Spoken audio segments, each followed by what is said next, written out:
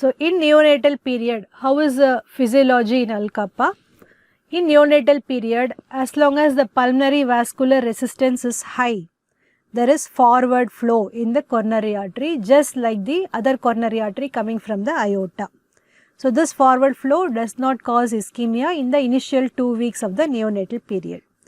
Later, once the pulmonary vascular resistance drops, what happens? There is the presentation of the disease can take either two turns.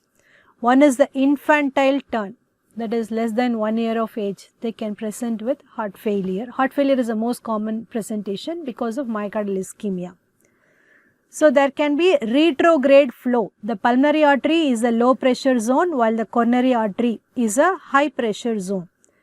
So this results in retrograde flow from the left coronary artery towards the pulmonary artery. What happens? The pulmonary artery steals the blood meant for the myocardium from the left coronary artery, resulting in myocardial ischemia of the LAD territory. Not only this, but also the papillary muscle. Sometimes the papillary muscle is not only ischemic infarcted, but it can also rupture, resulting in significant MR, which will also add to the ischemic injury of the myocardium, resulting in significant heart failure at presentation. So if unattended to, 90% can die within 1 year. So this is the infantile form. While the adult form, where the children survive to up to 20-30 years of age. So the average survival is 30 to 35 years of age, after which they present with worsening heart failure, myocardial ischemia and MR, or arrhythmia and sudden cardiac death.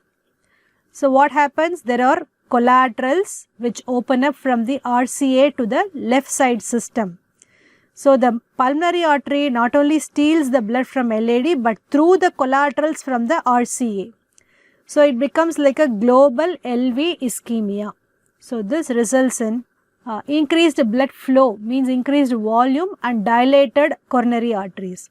So marked dilation of the left side as well as the right side arteries, collaterals from the RCA supplying the left side arteries, but the collateral initially was compensated, later it results in disruption of the myocardial blood flow completely. So flow steal from the right coronary artery also across the collateral to LAD, LCX to the pulmonary artery, resulting in global myocardial ischemia and irreversible LV dysfunction, LV dilatation, LV clot, arrhythmia as well as sudden cardiac death. Infancy, because of LV dilatation and failure, they present with heart failure symptoms, particularly when there is increased demand. So during straining or